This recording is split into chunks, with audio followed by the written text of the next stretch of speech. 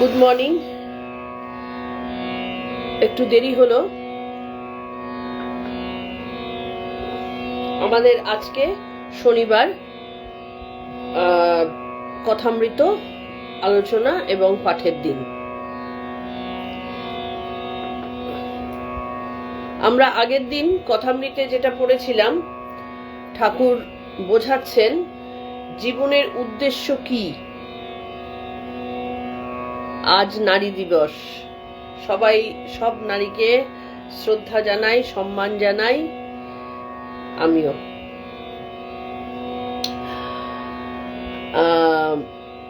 জীবনের উদ্দেশ্য কি, কর্ম না ঈশ্বর লাভ, এইটা ঠাকুর আলোচনা করছেন।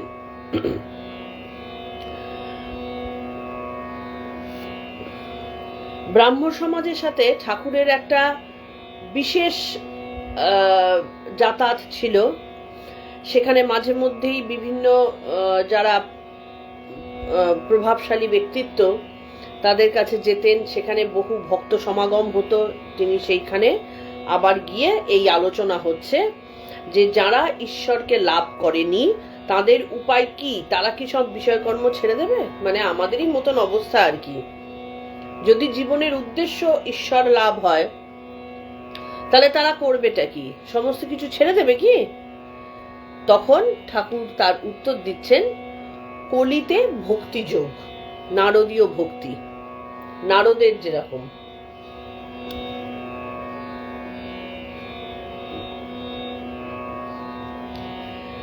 ঠাকুর উপদেশ দিচ্ছেন কলিতে ভক্তি যোগ। নারদীয় ভক্তি কি? নারদের হাতে যে বীণা, আমি ডিটেল গল্পটা জানি না, কিন্তু এটুকু শুনেছিলাম যে নারদের হাতে বীণাটা কিন্তু মানে একটা কাইন্ড অফ অভিশাপ, যে ঠাকুর শাপ দিয়েছেন তোমার হাতের থেকে বীণা খসবে না, আটকে থাকবে। এবার নারদ কি বললেন, খুব ভালো কথা, বীণা যখন আটকেই থাকবে আমি সারাদিন সেই বীণায় নাম গান করব। তাহলে অভিশাপ তার কাছে আশীর্বাদ হয়ে উপস্থিত হলো। এইরকম ভক্তি, ঈশ্বরের নাম গুণগান করা, সারাদিন যখন কথা হবে তখন ঈশ্বরের নামই আলোচনা হবে, তার শ্রেষ্ঠত্ব, তার মানে তার যে বিশেষত্ব, সেইটা নিয়েই আলোচনা হবে। আমরা তাকে বুঝি না, আমরা তাকে জানি না, তাকে বোঝার মতন সূক্ষ্মতা আমাদের মধ্যে গড়ে ওঠেনি। কিভাবে ঈশ্বর তোমাকে আমার পেতে পাওয়া যাবে, কিভাবে তোমাকে ডাকলে আমি তোমার কৃপা পাবো, সেটাই কিন্তু আমাদের প্রার্থনা করা ঠাকুর শেখাচ্ছেন। আমরা প্রণাম মন্ত্র দিয়ে শুরু করব কথামৃতের শুরু।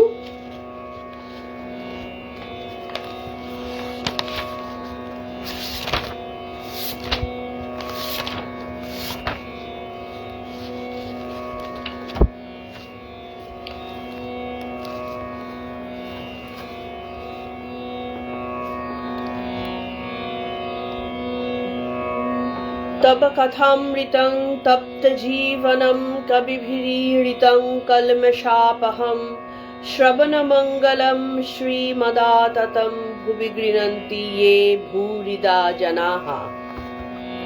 আমরা পরবর্তী পড়ছি ঠাকুরের কথা, বিলাত ও কর্মযোগ। শম্ভু বললে, এখন এই আশীর্বাদ করুন যে যা টাকা আছে সেগুলি সদ্ব্যয়ে যায়, হাসপাতাল করা, ডিসপেন্সারি করা, রাস্তাঘাট করা, কুয়ো করা, এইসব।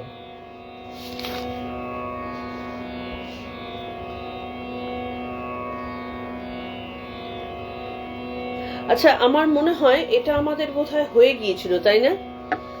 তোমরা যারা শুনেছো একটুখানি মাথায় আনো তো, আমার মনে হচ্ছে এটা হয়ে গিয়েছিল। দক্ষিণেশ্বরে কেশব সেনের মা ও বাড়ির মেয়েরা যাবেন, এটা হয়ে গিয়েছিল। আমরা পড়ব এবার একাদশ খণ্ড ঠাকুর শ্রীরামকৃষ্ণের পণ্ডিত দর্শন, প্রথম পরিচ্ছেদ, ঈশানের বাড়িতে শুভাগমন। ঈশানের বাড়িতে তিনি আসছেন। আজ রথযাত্রা, বুধবার 25শে জুন 1884, আষাঢ় মাসের শুক্লা দ্বিতীয়া। সকালে ঠাকুর শ্রী রামকৃষ্ণ কলিকাতায় ঈশানের বাড়িতে নিমন্ত্রণে আসিয়াছেন। শ্রী ঈশানচন্দ্র মুখোপাধ্যায়, তিনি এজি বেঙ্গলের সুপারিনটেন্ডেন্ট ছিলেন, শ্রীরামকৃষ্ণের একজন কৃপাপ্রাপ্ত ভক্ত, এবং তার ছেলে শ্রীশচন্দ্র মাস্টারমশায়ের আর সতীশচন্দ্র স্বামীজির সহপাঠী ছিলেন।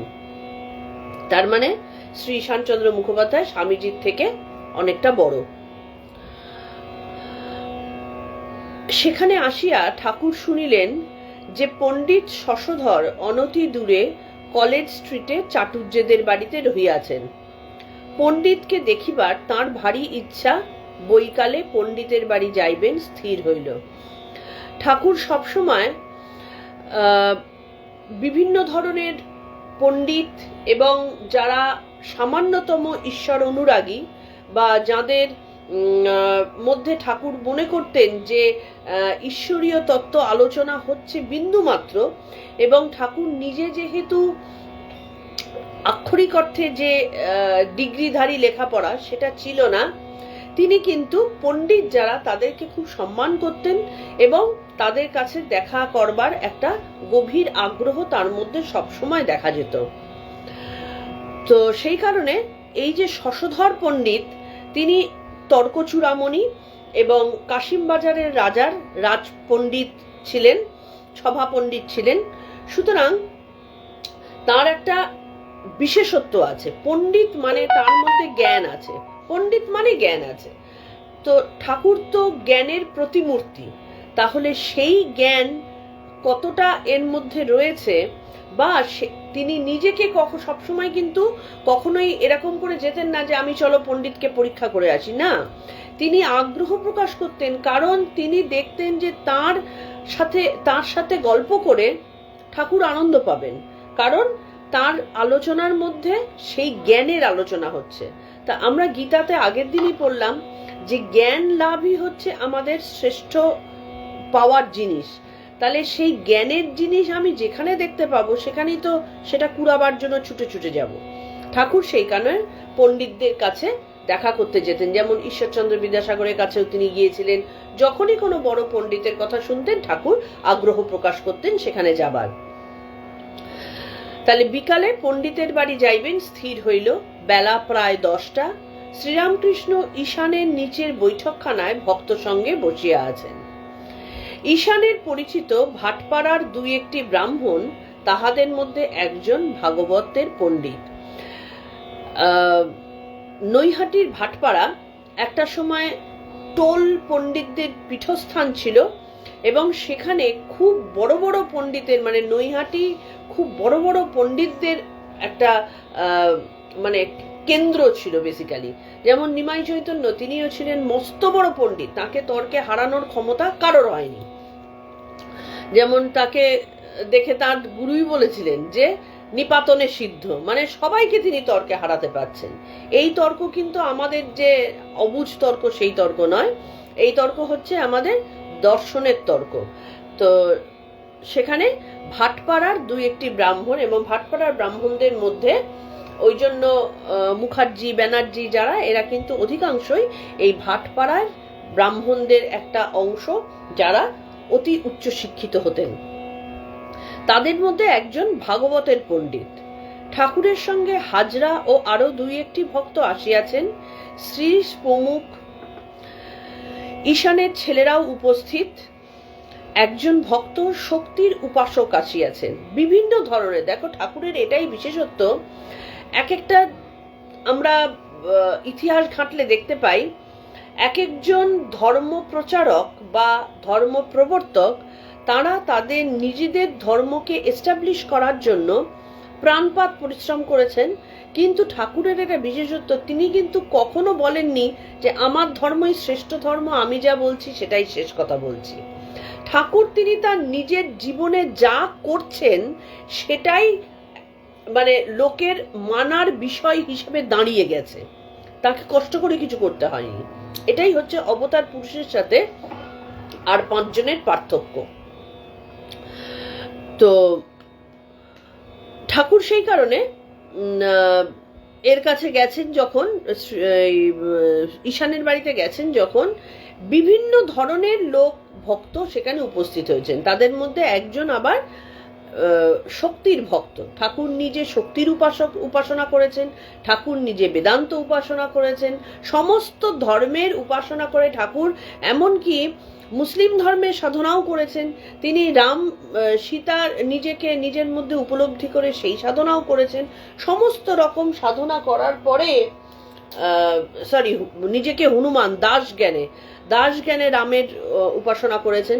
তাহলে সমস্ত রকম সাধনার পরে তিনি তার নিজের জীবন দিয়ে দেখিয়ে গেছেন যে সর্বধর্ম সমন্বয় সত্যিকারের কাকে বলে। তো সেই কারণে ঠাকুর যেখানে যেতেন আনন্দের হাট বসত, এবং ঠাকুর যেখানে যেতেন সব ধর্মের সব ধরনের শক্তির আরাধনা বলো, বৈষ্ণব আরাধনা বলো, সব রকমের আরাধনা করা পণ্ডিত মহাপণ্ডিতরা এসে উপস্থিত হতেন। তো সেই রকম একজন শক্তির ভক্ত এসেছেন, কপালে সিঁদুরের ফোঁটা। এবার ঠাকুর তো আনন্দময়, তিনি মজা করেন, তিনি টিটকারি মারেন, তিনি ইয়ার্কি করেন। সেই জন্য কি বললেন, ঠাকুর আনন্দময় সিঁদুরের টিপ দেখিয়া হাসিতে হাসিতে বলিতেছেন, উনি তো মার্কা মারা। মানে উনি তাকে কিন্তু ছোট করছেন না, তিনি মজা করছেন, কারণ আনন্দের হাট তিনি বসিয়ে ফেলতে পারতেন।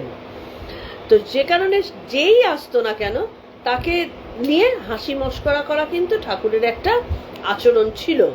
তো বললেন উনি তো মার্কা মারা, কারণ কপালে সিঁদুরের টিপ আছে। এটার দুটো কিন্তু ব্যাপার আছে। যেমন বলা হয় সাধনা বেসিক্যালি বলতে হয় মনে কোণে বনে, মানে যত গোপনে রাখা যায় তত কিন্তু তার প্রভাব স্থায়ী হয়। যখন 10 জনের মধ্যে ছড়িয়ে দেওয়া হয় না, তার ভ্যালুটা কমে যায়। তো যেমন আমরা অতি দামি জিনিস আমরা কি 10 জনের মাঝখানে রেখে দিই? রাখি না, কিন্তু আমরা সেটাকে গোপনে লকারে রেখে দিই। সেই রকম যেটা আমাদের অন্তরের শ্রেষ্ঠ ধন, সেই ধনকে আমরা যদি তিলক কেটে, কেউ যেমন সিঁদুরের ফোঁটা দিয়ে বিভিন্ন রকমের ধারণ করে যদি বোঝাতে যায়, সেটাকে রজগুণ সম্পন্ন ভক্তের মধ্যে ফেলা হয়। সত্যগুণের পরিচয়টা খুব কম পাওয়া যায় অধিকাংশ ক্ষেত্রে। কিয়ৎক্ষণ পরে নরেন্দ্র ও মাস্টার তাদের কলিকাতার বাটি হইতে আসিলেন। তাহারা ঠাকুরকে প্রণাম করিয়া তাহার কাছে উপবিষ্ট হইলেন।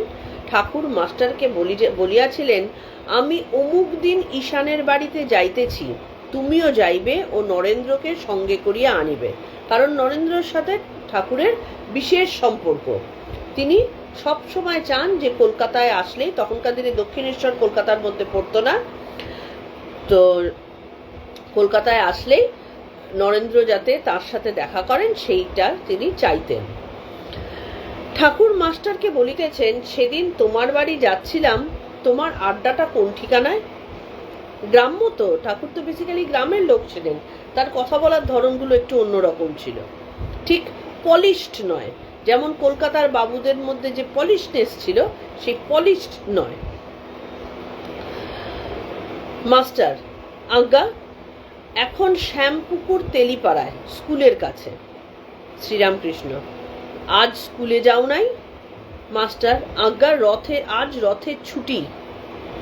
নরেন্দ্রর পিতৃবিয়োগের পর বাড়িতে অত্যন্ত কষ্ট। তাহলে যে সময় কথা বলা হচ্ছে, নরেন্দ্রের অবস্থা বাড়িতে তখন খুবই খারাপ, তিনি অভাবে ভুগছেন। তিনি পিতার জ্যেষ্ঠ পুত্র, ছোট ছোট ভাই ভগ্নী আছে।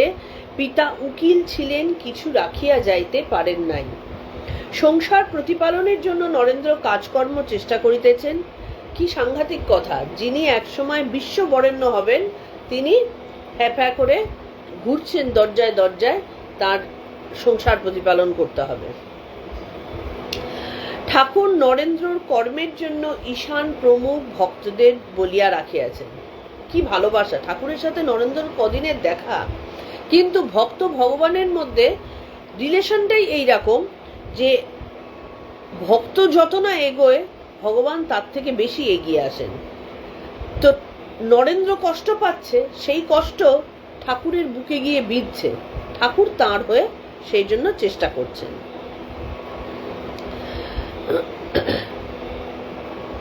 ঈশান কন্ট্রোলার জেনারেল অফিসে কর্মচারীদিগের একজন অধ্যক্ষ ছিলেন। নরেন্দ্রর বাটির কষ্ট শুনিয়া ঠাকুর সর্বদা চিন্তিত থাকেন। শ্রীরামকৃষ্ণ নরেন্দ্রর প্রতি, আমি ঈশানকে তোর কথা বলেছি। ঈশান ওখানে একদিন ছিল কিনা তাই বলেছিলাম, তার অনেকের সঙ্গে আলাপ আছে। ঈশান ঠাকুরকে নিমন্ত্রণ করিয়া আনিয়াছেন, সেই উপলক্ষে কতগুলি বন্ধুদের নিমন্ত্রণ করিয়াছেন। গান হইবে, পাখোয়াজ, বায়া, তবলা ও তানপুরার আয়োজন হইয়াছে। বাড়ির একজন একটি পাত্র করিয়া পাখোয়াজের জন্য ময়দা আনিয়া দিল। বেলা 11টা হইবে। ঈশানের ইচ্ছা নরেন্দ্র গান করেন। শ্রীরামকৃষ্ণ ঈশানের প্রতি, এখনো ময়দা? তবে বুঝি খাবার অনেক দেরি? মানে ঠাকুর প্রতিটা মুহূর্তে মুহূর্তে মজা করে যাচ্ছেন যে ময়দা যেই এনে দিয়েছে যে ও বাবা এখনো ময়দা, তাহলে তো খাবারের অনেক দেরি। ঈশান সহাস্যে, আজ্ঞে না, তত দেরি নাই।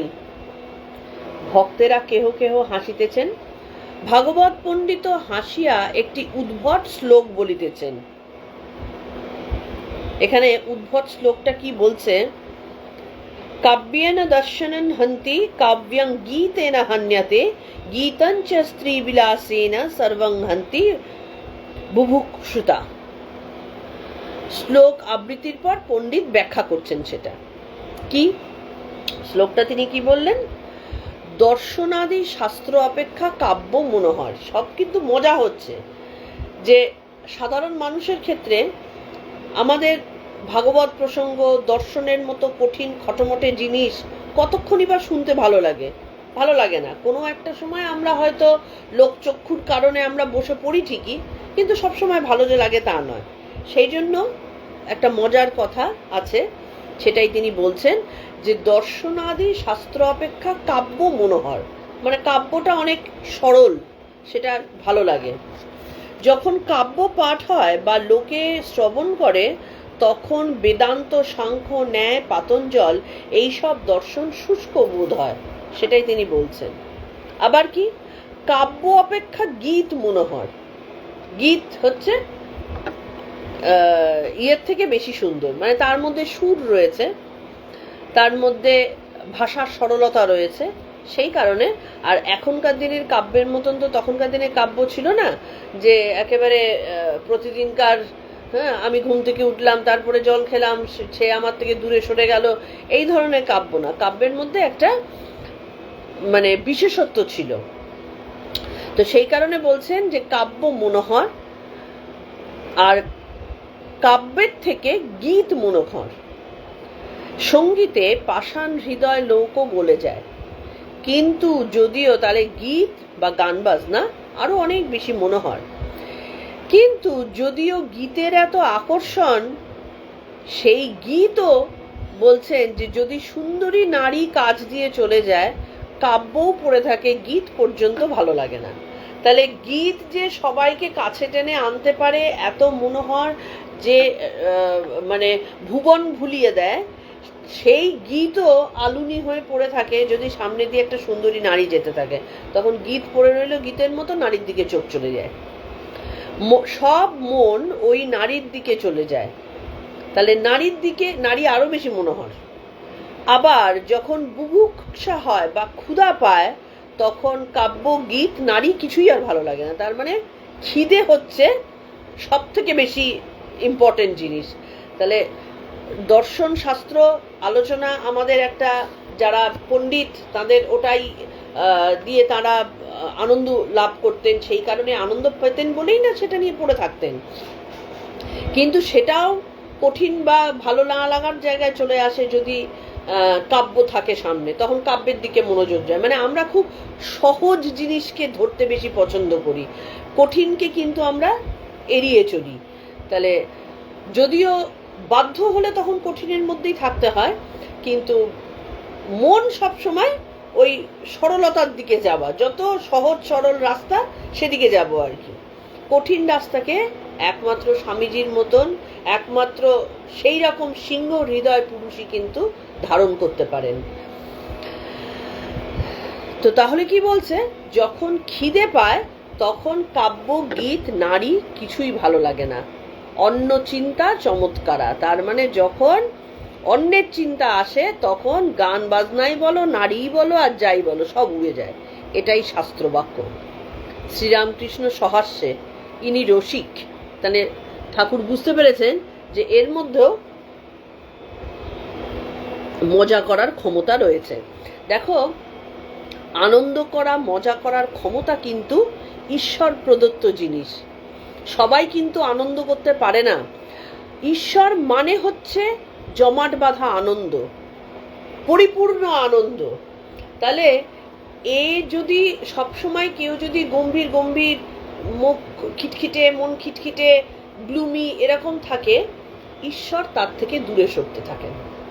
তাহলে ঠাকুর তার প্রতি নজর দেবেন যার মধ্যে রসিকতা করার ক্ষমতা আছে, যে রসিকতা করে পাঁচজনকে আনন্দ দান করতে পারে। কারণ আনন্দ মানে ঈশ্বর, ঈশ্বর আনন্দময়, পরম আনন্দময়। তাহলে এই ছোট ছোট ছোট ছোট আনন্দগুলোকে যদি কেউ উপভোগ করতে না পারে, পরম ঈশ্বরের আনন্দকে উপভোগ করার ক্ষমতা তার মধ্যে কোনোদিনও জন্মাবে? কোনোদিন জন্মাবে না। তাহলে সেইটাই ঠাকুর করছেন যে ইনি রসিক, তিনি মজা পেয়েছেন। পাখোয়াজ বাধা হইল, নরেন্দ্র গান গাহিতেছেন।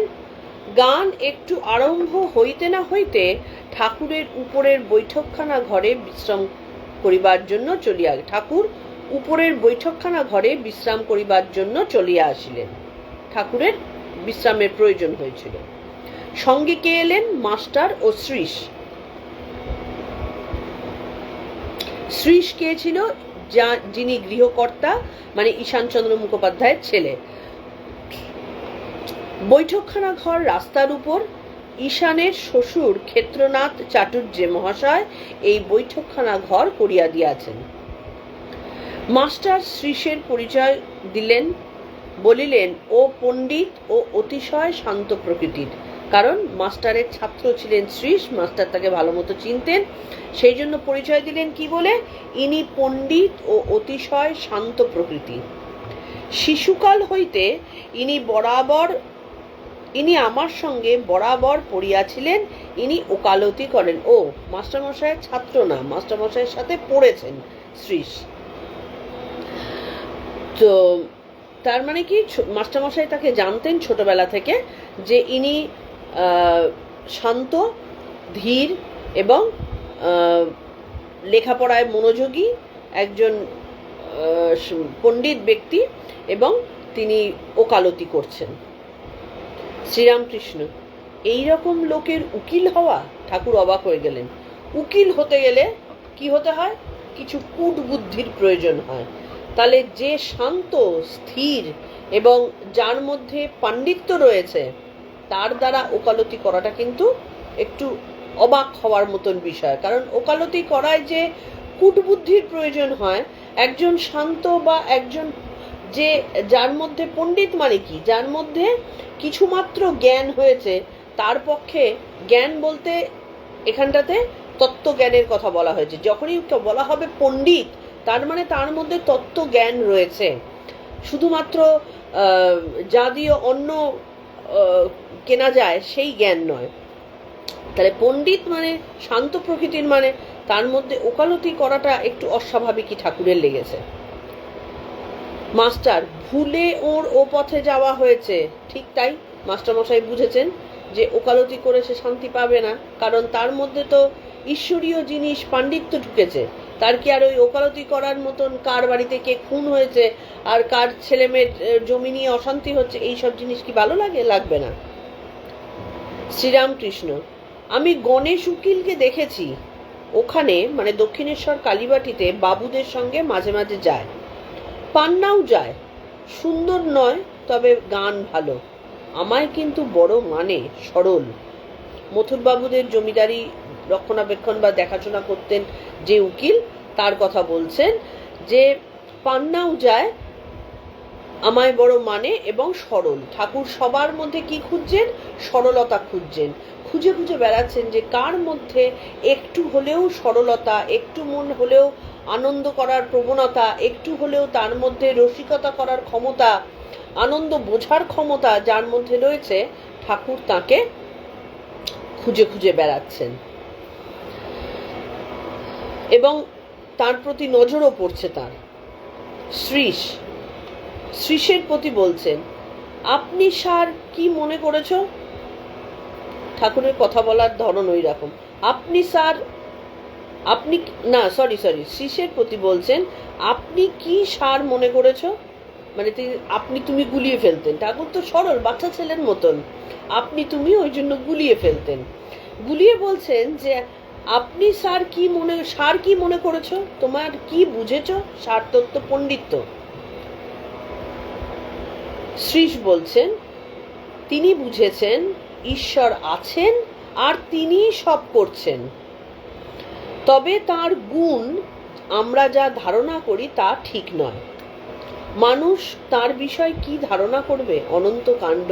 দেখো, তার মানে শ্রীশ সত্যিকারের বুঝেছেন যে ঈশ্বরকে বোঝা আমাদের কম্য নয়। কারণ আমরা ইনফাইনাইট কথাটা মুখে বলি, ইনফিনিটি দিয়ে অঙ্ক করি, ইনফিনিটি দিয়ে সায়েন্টিস্টরা অনেক কিছুই বার করার চেষ্টা করেন, কিন্তু অ্যাকচুয়ালি ইনফিনিটি মানেটা কি সেটা, এই যে দুধ খেলে তার স্বাদ কি হবে, রসগোল্লা খেলে এক্স্যাক্টলি তার স্বাদে কি হবে, সেটা কিন্তু সাধারণ মানুষের পক্ষে বোঝা সম্ভব নয়। সার বস্তু বুঝতে গেলে মানে সেটা হয়ে যেতে হয়, তবেই সম্ভব। তো সেখানটাতে শ্রীশ ওই জন্য বলছেন যে তার গুণ আমরা যা ধারণা করি, আমরা মনে মনে ঠাকুরের গুণ, ঈশ্বরের গুণ কি ধারণা করি? ঈশ্বর পরম শক্তিময়, ঈশ্বর আমাদেরকে চালাচ্ছেন, ঈশ্বর পরম সৌন্দর্যের একটা প্রবাহ, ঈশ্বর পরম জ্ঞানী, ঈশ্বর সমস্ত কিছু সৃষ্টি করেছেন। কিন্তু এটুকুই কি ঈশ্বর? ঈশ্বর কি আরো বড় নয়? আরো বড় থেকেও আরো বড় নয়? তাহলে সেই অনন্তকে ধারণা তো আমরা করতে পারি না। একমাত্র যার ব্রহ্মজ্ঞান হয়েছে তার পক্ষেই সম্ভব সেই অনন্তের ধারণা করা, কারণ তিনি ব্রহ্ম হয়ে গেছেন। শ্রীরামকৃষ্ণ বলছেন, তখন আমাদের জন্য ঠাকুর ছিলেন, আমাদের জন্য। বাগানে কত গাছ, গাছে কত ডাল, এসব হিসেবে তোমার কাজ কি? তুমি বাগানে আম খেতে এসেছো, আম খেয়ে যাও। তাতে প্রেম ভক্তি হবার জন্যেই মানুষের জন্ম, তুমি আম খেয়ে চলে যাও। তাহলে এই প্রেম ভক্তিটুকু ঈশ্বরের প্রতি কিভাবে আসবে? আমরা ঠাকুরকে বুঝতে গেলে, ঈশ্বরকে বুঝতে গেলে হঠাৎ করে মানুষ হয়ে জন্মেই আমরা ঈশ্বরকে বুঝে ফেলবো দুটো বই পড়ে, এটা হয় না। আর পাণ্ডিত্য দিয়ে ঈশ্বরকে বোঝা যায় না।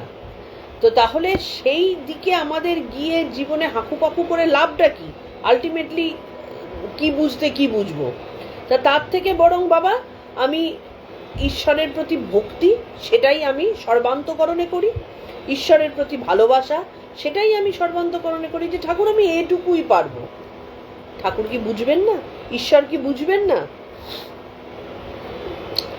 তুমি মদ খেতে এসেছো, সুরির দোকানে কত মন, এ খবরে তোমার কাজ কি? এক গেলাস হলেই তোমার হয়ে যায়, তাহলে সেটুকু হচ্ছে কিনা সেটাই দেখো। ওর দোকানে কতখানি আছে, কটা লোক খেতে পারে, এই ভেতরে ঢোকার দরকার নেই তো। আমরা কিন্তু এই ভুলটাই করি, আমাদের যেটুকু দরকার সেটাকে বাদ দিয়ে আমরা অতিরিক্ত অন্যের ভেতরে ঢুকতে যাই। আমার একজনের সাথে এগুলো হচ্ছে, দেখো উপমার মাধ্যমে অনেক কিছু বেরিয়ে আসে, উপমার মাধ্যমে কিরকম চরিত্র হওয়া উচিত এটা বেরিয়ে আসে। আমার সাথে একজনের বন্ধুত্বের দরকার, আমি বন্ধুত্ব করলাম, তার সাথে আনন্দ করলাম, তার ভালোই মন্দে আমি তাকে সাহায্য করলাম, পাশে থাকলাম, এটাই। এবার তার একেবারে ভেতরে ঢুকে কাদা খোঁচাখুচি করার তো দরকার নেই, করতে গিয়ে বন্ধুত্ব নষ্ট হয়, সম্পর্ক নষ্ট হয়। তাহলে এটাই হচ্ছে আমাদের, এমনকি যেটা আমরা কর্মক্ষেত্রেও করে থাকি, যে আমি একজন ধরো সায়েন্টিস্ট, বা অত ইয়ে না করে আমি একটা সাধারণ কথাই বলে, আমি একজন জার্নালিস্ট, আমার দুনিয়ার খবর মানুষের কাছে পৌঁছে দেওয়া কাজ। সেটা করতে গিয়ে এমন কাণ্ডে আমরা ভেতরে ঢুকে পড়ি যে যেটা আমার পক্ষে ক্ষতিকর হয়ে গেল, মানুষের পক্ষেও ক্ষতিকর হয়ে গেল। আমি কিছু লোভে জড়িয়ে পড়তে পারি, আমি কিছু অন্যায় কাজকর্মে জড়িয়ে পড়তে পারি। আমার তো ওরকম দরকার নেই। তো আমার খবর পেয়েছি, সেই খবরটুকু পাবার জন্য যতখানি আমার এফার্ট দেওয়া দরকার সেটা পুরোপুরি দেব, দিয়ে ব্যাস আমার কাজ শেষ। তো সেটাই বলছেন যে এক গেলাস হলেই তোমার হয়ে যায়, তোমার অনন্ত কাণ্ড জানার দরকার কি? তাঁর গুণ কোটি বৎসর বিচার করলেও কিছু জানতে পারবে না। ঠাকুর একটু চুপ করিয়া আছেন, আবার কথা কহিতেছেন। ভাটপাড়ার একটি ব্রাহ্মণও বসিয়া আছেন। শ্রীরামকৃষ্ণ মাস্টারের প্রতি, সংসারে কিছুই নাই।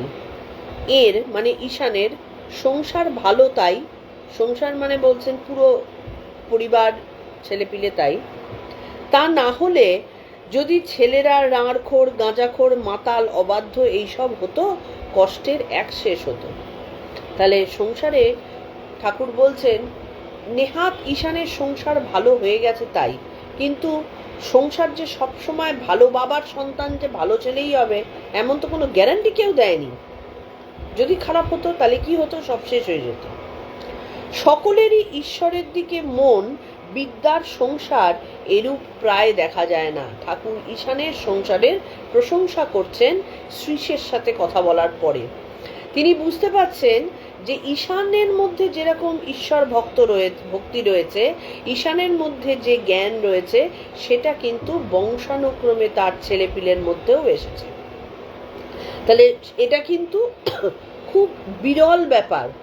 যে সংসারে আমরা সবাই চাই যে আমরা যেরকম বাবা মা যেরকম ভাবে ঈশ্বরের ভক্তি আছে তার ছেলেপিলের মধ্যেও আসুক, তার জন্য কত আপ্রাণ চেষ্টা হয়, কিন্তু আপ্রাণ চেষ্টা দিয়ে হয় না।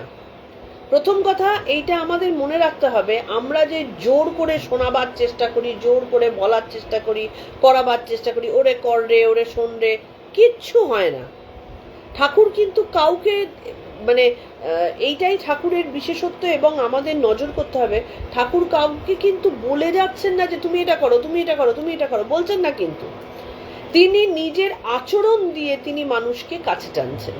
তাহলে আমাদের বাবা মাদেরও কিন্তু সেটাই কর্তব্য, তুমি যেরকম ভাবে নিজে চলবে অটোমেটিক্যালি ছেলেপিলের মধ্যে বা বংশানুক্রমে সেইটা চলে আসবে। আর ছেলেপিলের জন্ম থেকে বাবা মাকে ভীষণ নজর করে। আর শুধু মা হলেই হবে না, বাবাকেও দরকার। বাবা মা দুজনেই যদি সমানভাবে সেই রকম চর্চা করতে থাকে তবেই ছেলেপিলের মধ্যে সেটা বর্তায়, না হলে কিন্তু হয় না। সেটাই বলছেন যে বিদ্যার সংসার এরূপ প্রায় দেখা যায় না। এরূপ দু চারটে বাড়ি দেখলাম, দু চারটে মাত্র দেখেছেন। এত বাড়ি বাড়িতে ঠাকুর ঘুরে ঘুরে বেড়াচ্ছেন, কোথায় ঈশ্বরের প্রকাশ আছে সেই খুঁজে বেড়াচ্ছেন। কিন্তু তিনি কি দেখলেন? কেবল ঝগড়া, কোঁদল, হিংসা, তারপর রোগ, শোক, দারিদ্র্য। দেখে বললাম, মা এই বেলা মোড় ফিরিয়ে দাও। দেখো না নরেন্দ্র কি মুশকিলেই পড়েছে। বাপ মারা গেছে, বাড়িতে খেতে পাচ্ছে না, কাজকর্মের এত চেষ্টা করছে, জুটছে না, এখন কি করে বেড়াচ্ছে দেখো।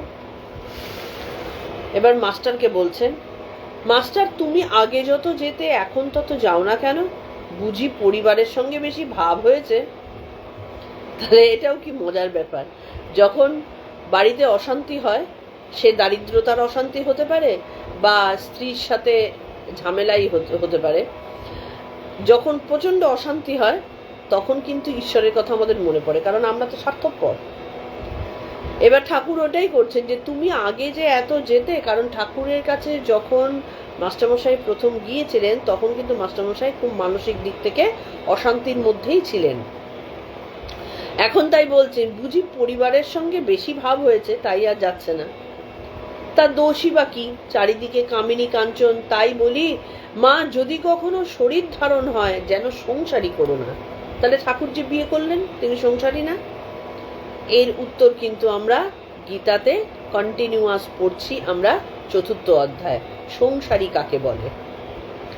যাদের একটু ইচ্ছে আছে তারা আমাদের গীতার 4th অধ্যায়টা একটুখানি পরপর শুনতে থেকো। ভাটপাড়ার ব্রাহ্মণ কি গৃহস্থ ধর্মের সুখ্যাতি আছে। ভাটপাড়ার ব্রাহ্মণরা একটু তার্কিক ছিলেন, তিনি বলছেন যে গৃহস্থ ধর্মের তো সুখ্যাতি আছে। শ্রীরামকৃষ্ণ, হ্যাঁ, কিন্তু বড় কঠিন। ঠাকুর অন্য কথা পাড়িতেছেন, তিনি অ্যাভয়েড করলেন তর্ককে। শ্রীরামকৃষ্ণ মাস্টারের প্রতি, আমরা কি অন্যায় করলাম? ওরা গাচ্ছে, নরেন্দ্র গাচ্ছে, আর আমরা সব পালিয়ে এলাম। তো ঠাকুরের একটু মনে লেগেছে আর কি, নরেন্দ্রের প্রতি তো ঠাকুরের বিশেষ অনুভূতি, যে ওরা সবাই গাইছে, ওখানে রয়েছে, আর আমরা যে অন্য ঘরে চলে আসলাম, এটা কি অন্যায় করলাম? কি সরলতা। দ্বিতীয় পরিচ্ছেদ, কলিতে ভক্তিযোগ কর্মযোগ নহে। এদিকে আমরা গীতাতে পড়ছি শ্রীকৃষ্ণের কথা, তিনি কর্মযোগে অর্জুনকে প্ররোচনা দিচ্ছেন। আবার এদিকে ঠাকুর বলছেন কলিতে ভক্তিযোগ। কেন বলছেন? কারণ দাপর যুগে শ্রীকৃষ্ণের আবির্ভাব, দাপর যুগ শেষ হয় সেদিন যেদিন শ্রীকৃষ্ণ এই ধরাধাম থেকে চলে যান। সেদিন থেকে দাপর যুগের শেষ, কলিযুগের সূচনা। তাহলে এই কলিযুগে তো সবকিছু অনাচার, অবিচার, যত খারাপ কিছু তমর জিনিসের প্রভাব কলিতে বেশি। তাহলে কলিতে আমরা কর্মযোগ করতে পারবো কি? কলিতে তাহলে কি করতে হবে? কারণ কর্মযোগ ভীষণ কঠিন, নিঃস্বার্থ কর্ম খুব কঠিন। আমাদের মুখে বলাটা খুব সহজ, কারণ আমাদের কলিযুগের একটা বিশেষত্ব হচ্ছে মুখে বড্ড বেশি সবাই মিলে বাটফাট্টাই মারি আমরা। তো সুতরাং মুখে বলে দিলেই হয় আমি কর্মে লিপ্ত, কিন্তু সেটা যে কি ভয়ঙ্কর কঠিন সেটা তো তোমরা যারা চতুর্থ অধ্যায় শুনছো তারা বুঝতেই পারছো। তো তাহলে কলিতে ভক্তিযোগ ঠাকুর উপদেশ দিচ্ছেন কিভাবে। বেলা প্রায় 4টার সময় ঠাকুর গাড়িতে উঠিলেন। অতি কোমলাঙ্গ, অতি সন্তর্পণে তাহার দেহ রক্ষা হয়। ঠাকুরের দেহ এত কোমল ছিল, এত কোমল ছিল, এবং যারা দেখবে ঈশ্বরীয় পথে যারা যায় তাদের কিন্তু শারীরিক পরিবর্তন ঘটে, তাদের গলা সুন্দর হয়, গলার আওয়াজ, তাদের দেহ অত্যন্ত কোমল হতে থাকে। যত এই পথে এগোনো হবে তত দেহ কোমল হতে থাকে। ঠাকুরের শরীর এত কোমল ছিল যে লুচি ভাজা দিয়ে লুচির যে ওপরের অংশ সেটা ছিঁড়তে গিয়ে তার একবার আঙ্গুল কেটে গিয়েছিল সেইটা দিয়ে। সেই জন্য ঠাকুরের জন্য যখন লুচি ভাজা হয় খুব বুঝে শুনে ভাজতে হয়। এখনো যারা ঠাকুরের ভোগ দেবার জন্য লুচি ভাজেন খুব বুঝে ভাজেন, যাতে করে তার ওই কেটে যাওয়ার মতন অবস্থা না হয়। তাহলে তার অতি সন্তর্পণে তার দেহ রক্ষা হয়, তাই পথে যাইতে কষ্ট হয়। আজ গাড়ি না হলে প্রায় গাড়ি না হলে অল্প দূরও যাইতে পারেন না, মানে অতিরিক্ত দূর হেঁটে হেঁটে তিনি যেতে পারেন না। মানে কতখানি কোমল অঙ্গ হয়ে গেছে। গাড়িতে উঠিয়া ভাব সমাধিতে মগ্ন হইলেন। তখন টিপ টিপ করিয়া বৃষ্টি পড়িতেছে, বর্ষাকাল, আকাশে মেঘ, পথে কাদা।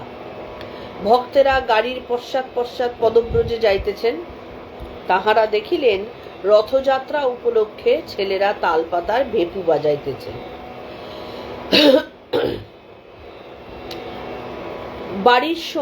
গাড়ি বাটির সম্মুখে উপনীত হইল। দ্বারদেশে গৃহস্বামী ও তাহার আত্মীয়গণ আসিয়া অভ্যর্থনা করিলেন। ঠাকুরের যাওয়ার কথা ছিল সেই পণ্ডিতের কাছে, সেইখানে তিনি এসছেন। উপরে যাইবার সিঁড়ি, তৎপরে বৈঠকখানা। উপরে উঠিয়াই শ্রীরামকৃষ্ণ দেখিলেন যে শশধর তাহাকে অভ্যর্থনা করিতে আসিয়াছেন। গৃহস্বামী শশধর পণ্ডিত, যার কাছে ঠাকুরের যাওয়ার কথা ছিল। পণ্ডিতকে দেখিয়া বোধ হইল যে তিনি যৌবন অতিক্রম করিয়া প্রৌঢ়াবস্থা প্রাপ্ত হইয়াছেন, মানে তার প্রায় 50-এর উপরে বয়স। বর্ণ উজ্জ্বল, গৌর বলিলে বলা যায়, গলায় রুদ্রাক্ষের মালা। তিনি অতি বিনীতভাবে ভক্তি ভরে ঠাকুরকে প্রণাম করিলেন। তার মানে পাণ্ডিত্যের অহংকার, ঠাকুর কিন্তু এটাই দেখতে এসেছেন। এবং ঠাকুর তো, তিনি তো ভগবান, তিনি কারোর মধ্যে যদি অহংকার দেখতেন যে সম্ভাবনা আছে, অথচ অহংকারের তিনি মোটমাট করছেন, তাহলে অহংকার থাকলে তো মানুষের আর ঈশ্বরের দিকে যাওয়া যাবে না।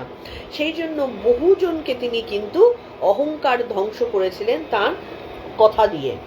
যেমন মাস্টারমশাইয়ের মধ্যে অহংকার ছিল, বিদ্যার অহংকার ছিল, পাণ্ডিত্যের অহংকার ছিল, তিনি প্রথম দিনই নষ্ট করে দিলেন। তাহলে শশধর পণ্ডিত যখন, তার মধ্যে ঈশ্বরীয় শক্তি যখন আছে, যে কোনো জ্ঞান মানেই তো ঈশ্বরীয় শক্তি, তাহলে ঠাকুর কি দেখতে গেলেন যে তার মধ্যে ঈশ্বরীয় শক্তি আছে, সুতরাং তার মধ্যে কোনো কমতি আছে কিনা।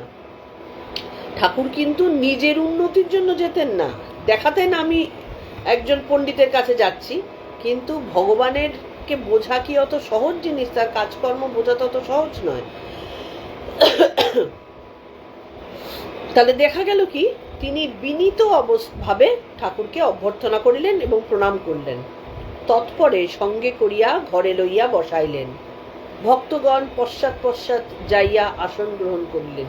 আমাদের মনে হয় না তখনকার দিনটা কত সুন্দর ছিল, এরোর বাড়িতে যাওয়া যেত। যে ভক্তগণ ঠাকুরের সাথে গেছেন তারা তো নিমন্ত্রিত ছিলেন না শশধর পণ্ডিতের, কিন্তু কখনো কেউ যাওয়ায় গৃহস্বামীর দরজা বন্ধ হয়ে যেত না। এখনকার দিনে আমরা ফোন করে গিয়েও সেই অভ্যর্থনা পাই না,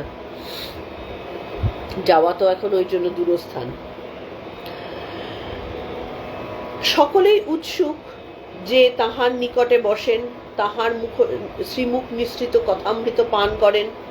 নরেন্দ্র, রাখাল, রাম, মাস্টার ও অন্যান্য অনেক ভক্তেরা উপস্থিত আছেন, সবাই আছেন।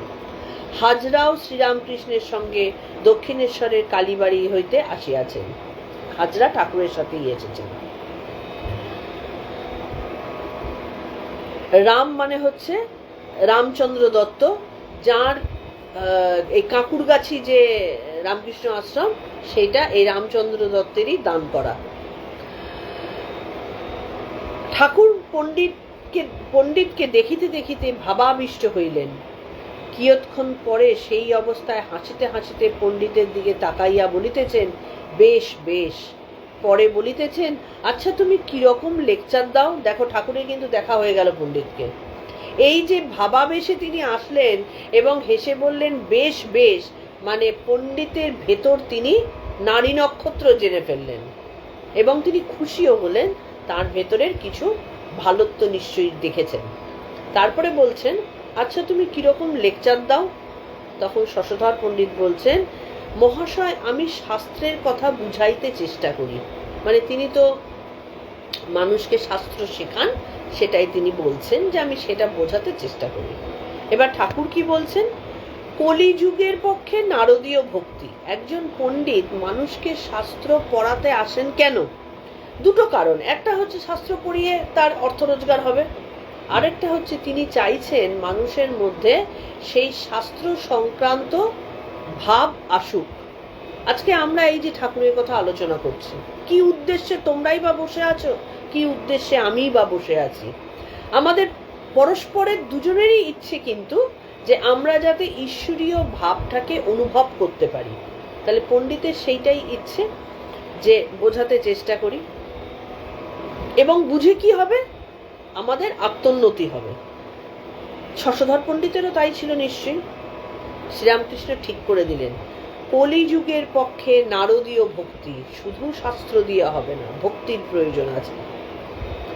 শাস্ত্রে যে সকল কর্মের কথা আছে তার সময় কই? আমাদের যেভাবে শাস্ত্রে, তো আমাদের শাস্ত্র মানে আমাদের বেদ, মানে গীতা, মানে বেদের সার হচ্ছে গীতা। তাহলে আমাদের শাস্ত্র বলতে বেদ, গীতাকে মেনলি বুঝি। তাহলে বেদে বেদের দুটো কাণ্ড রয়েছে, একটা কর্মকাণ্ড, একটা জ্ঞান কাণ্ড। কর্মকাণ্ডে যে ধরনের কর্মের কথাগুলো বলা রয়েছে, যে নিয়ম মাফিক যজ্ঞ, যে নিয়ম মাফিক সমস্ত বিষয়গুলো বলা রয়েছে, সেই জিনিসগুলো করার মতন সময় বা ধৈর্য কোথায়? তাহলে আজ থেকে 200 বছরের ওপর আগে ঠাকুর যখন বলছেন তখনই মানুষের সময় নেই, তাহলে এখন তো আরো করুণ অবস্থা। এখন যে কোনো লোকের একটা চোখ দিয়ে তাকিয়ে দেখার পর্যন্ত সময় নেই, তারা ওই কর্মযোগ করবে কোথা থেকে? আজকাল জ্বরে 10 মূল পাঁচন চলে না, 10 মূল পাঁচন দিতে গেলে রোগীর একদিকে হয়ে যায়। আজকাল ফিভার মিক্সচার। ঠাকুর মজা করে সেটা বলছেন যে আগেকার দিনে কি ছিল, প্রথম দিকে আমাদের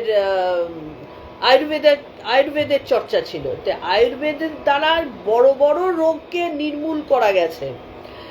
কিন্তু আয়ুর্বেদের সেই ঘটনাটা ঘটাতে পারতো কেন? কারণ একদম জন্ম থেকে মানুষের ভেতরে আয়ুর্বেদের ব্যাপারগুলো ঢুকে গেছিল, তারা ওইভাবেই বড় হয়েছিল, সেই কারণে তখন তাদের কাজ করতো। কিন্তু এখনকার দিনে মানুষ কি সেইটা করে না। তাহলে তাকে আয়ুর্বেদ চর্চা যদি ফট করে এখন আমি ধরি, আমার জিনিস কি সহজে কমবে? সে আমার শরীর মন সব তৈরি হবে, বিশ্বাস আসবে, তারপরে তার ভেতরে কাজকর্ম শুরু হবে। তা আমাদের অত সময় কোথায়? তো সেই কারণে বলছেন যে আজকাল জ্বরে 10 মূল পাঁচন চলে না, আজকাল ফিভার মিক্সচার। তখন হোমিওপ্যাথিটা চলতো বেশি, সেই কারণে। কর্ম করতে যদি বলো তো ন্যাজা মুড়া বাদ দিয়ে বলবে। তাহলে ঠাকুর তাকে বলে শিখিয়ে দিচ্ছেন যে তুমি যে শাস্ত্র পড়াও, শাস্ত্রে তো কর্মের কথা বলা রয়েছে, তাহলে এই কর্মের লেজা মুড়ো বাদ দিয়ে আসল সারটা বলবে। অত হবে না কলিযুগ। কারণ ঠাকুর অত্যন্ত আধুনিক ছিলেন, এটাই না ঠাকুর মা স্বামীজি এদের বিশেষত্ব। তারা মানে যুগ ধর্ম প্রবর্তনকারী। কেন? তারা যুগের সাথে কিভাবে আমরা পরিবর্তন করব। আমরা সবসময় একটা কথা আমি ছোটবেলাতেও শুনেছি, এখনো শুনি, যে এইটা করতে হয়, এরকম আমরা দীর্ঘকাল ধরে শুনে আসছি। সব কিছু কিন্তু যুগের সাথে এক জিনিস ধরে রাখলে মানুষ ভ্যানিশ হয়ে যায়, মানে এলিমিনেট হয়ে যায়। যুগের সাথে সাথে নিজেকে পরিবর্তন করতে হয়। যে পরিবর্তন করতে পারে না তার অশেষ সমস্যায় তাকে পড়তে হয়। তাহলে সেই কি বলছেন, লেজা মুড়ো বাদ দিয়ে বলবে। আমি লোকেদের বলি তোমাদের অপধন্যান্যা ওসব অত বলতে হবে না, তোমাদের গায়ত্রী জপলেই হবে। অপধন্যান্যা এই তো উচ্চারণই করতে পারবে না সবাই, সেই জন্য তোমরা গায়ত্রী জপ করো। কর্মের কথা যদি একান্ত বলো তবে ঈশানের মতো করবি, 2-1জনকে বলতে পারো। তার মানে ঈশান ছিলেন সত্যিকারের কর্মযোগী। দেখো, ঈশ্বর যখন অবতীর্ণ হন তখন তিনি কিন্তু তার সাথে তার আনুষঙ্গিক পার্শ্বদের নিয়ে আসেন। কি জন্য নিয়ে আসেন? লোকশিক্ষার জন্য। আজকে ঈশানের মতন লোক যদি একজনও না থাকতেন, ঠাকুর শিক্ষা দেবেন কি করে? তো সেই কারণে ঠাকুর পার্শ্বদের নিয়ে এসেছিলেন। তো কর্মযোগীও একজন ছিলেন ঈশানের মতো। তো কিন্তু এখনো আছে, এখনো দিকে একেবারে নেই, নিশ্চয়ই আছে, কিন্তু সংখ্যায় অতি কম। তো সেটাই বলছেন, ঈশানের মতো কর্মী 2-1জনকে বলতে পারো। এবার বিষয়ী লোক ও লেকচার, 1000 লেকচার দাও, বিষয়ী লোকের কিছু করতে পারবে না। কি খাঁটি কথা!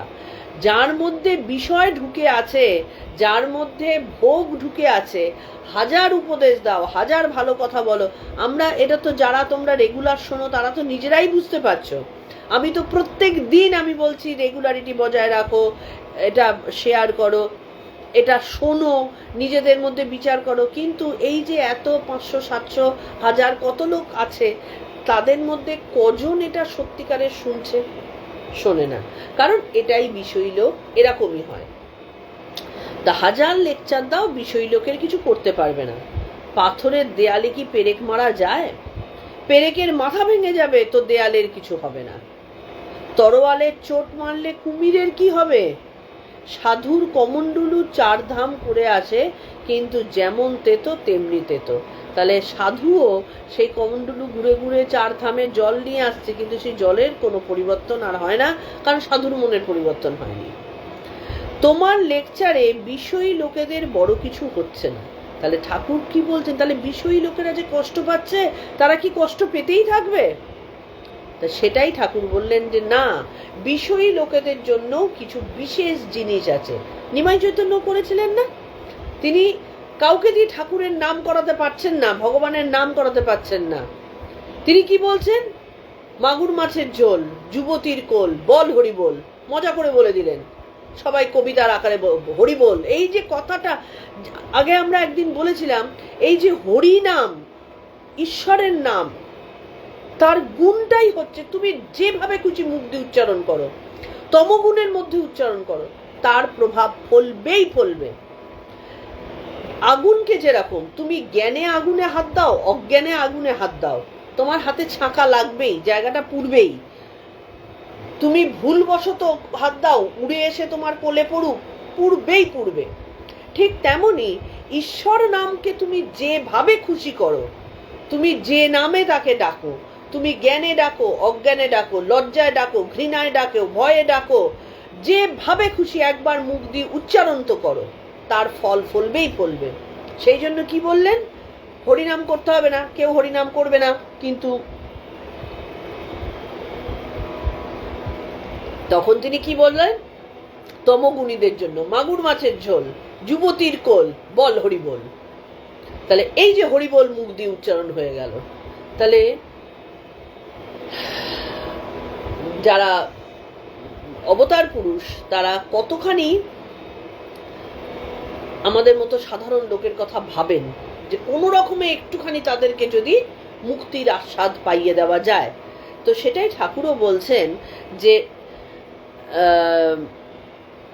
তাহলে কলিযুগের জন্য কি হবে,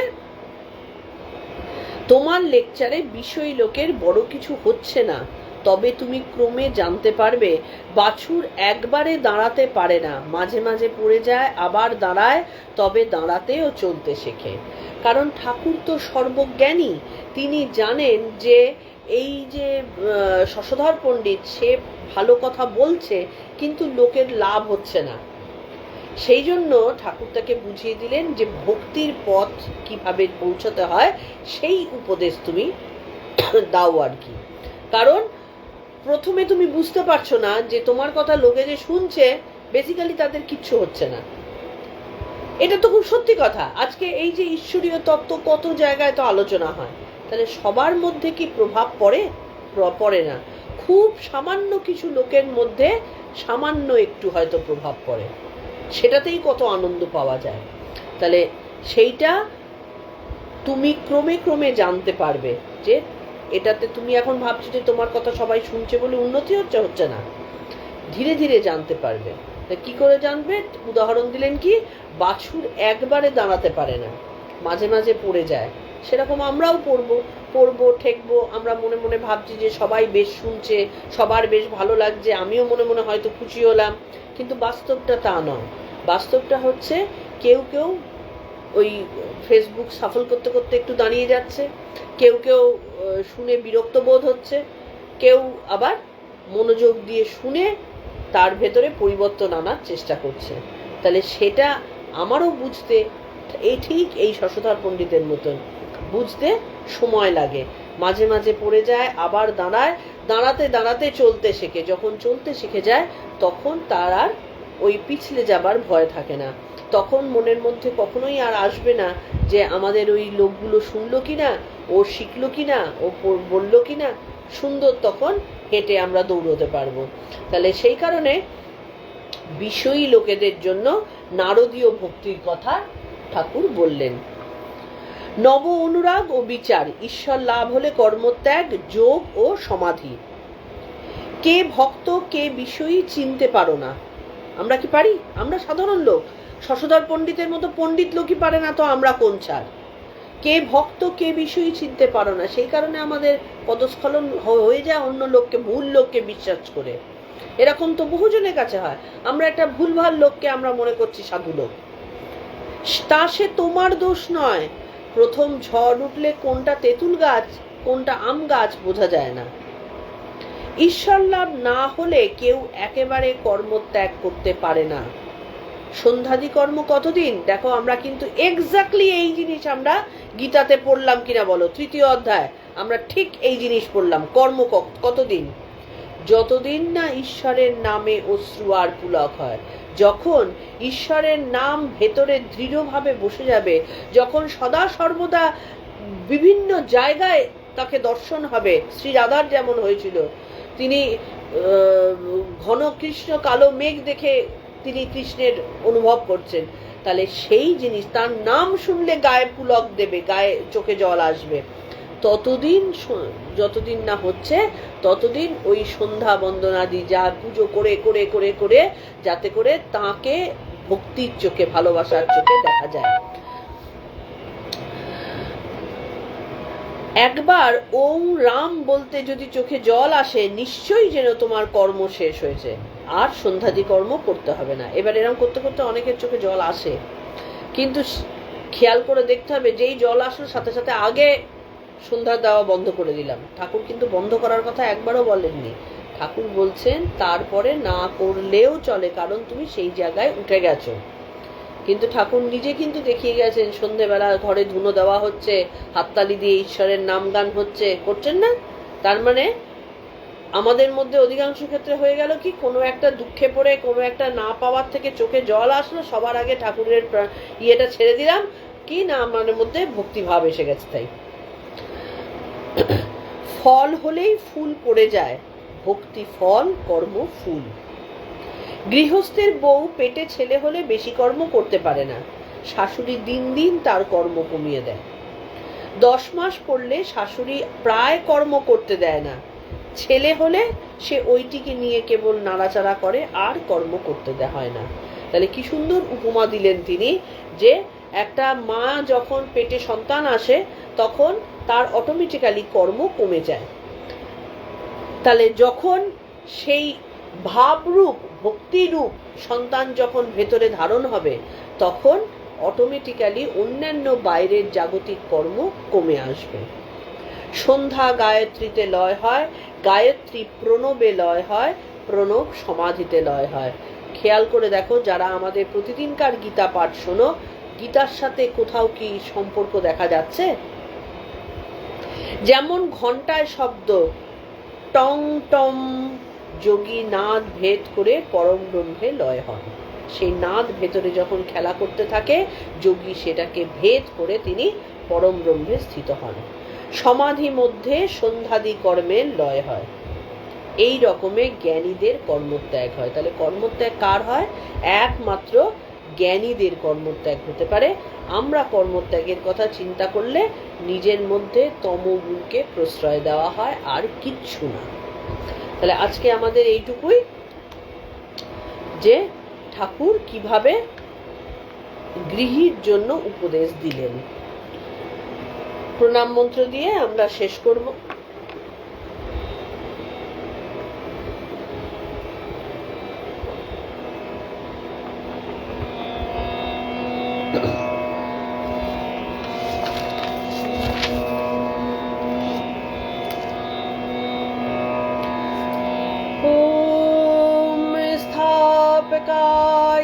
धर्मस्य सर्वधर्मस्वरूपिणे अवतार वरिष्ठाय रामकृष्णाय ते नमः। निरञ्जनं नित्यमनन्तरूपं भक्तानुकम्पधृतमविग्रहं वै ईशावतारं परमेशमीड्यं त्वं রামকৃষ্ণ শিরসা নমামহ। ঠাকুরমা স্বামীজির পদপ্রান্তে আমার প্রণাম জানিয়ে আজকের মতন আমরা কথামৃত চর্চা শেষ করছি। আবার আগামীকালকে আমরা নোটিশ দিয়ে দেব, আগামীকালও আমাদের কথামৃত চর্চাই হবে। আমাদের সোম থেকে শুক্রবার অবধি গীতার অনুশীলন হয়, এবং শনিবার ও রবিবার কথামৃতের চর্চা হয় ও পাঠ হয়। তো যাদের যাদের ভালো লাগছে তারা আমাদের কথামৃতের এই অনুষ্ঠানে থাকবে, বা আমাদের যে ইউটিউব চ্যানেল সেটা সাবস্ক্রাইব করবে। কারণ তোমরা সাবস্ক্রাইব করলে আলটিমেটলি প্রথম থেকে জিনিসগুলো শুনতে পাবে। আমাদের কথামৃতটা এখনো আপলোড হয়নি।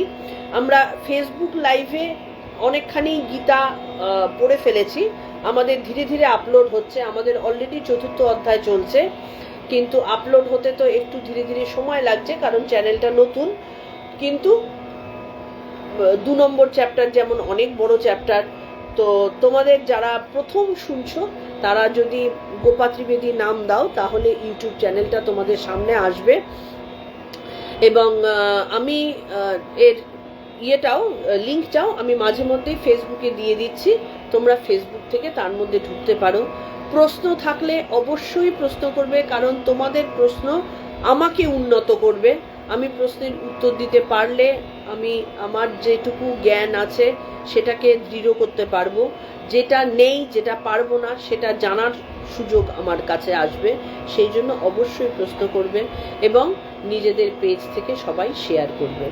ভালো থেকো, কালকের নোটিশের জন্য ওয়েট করো।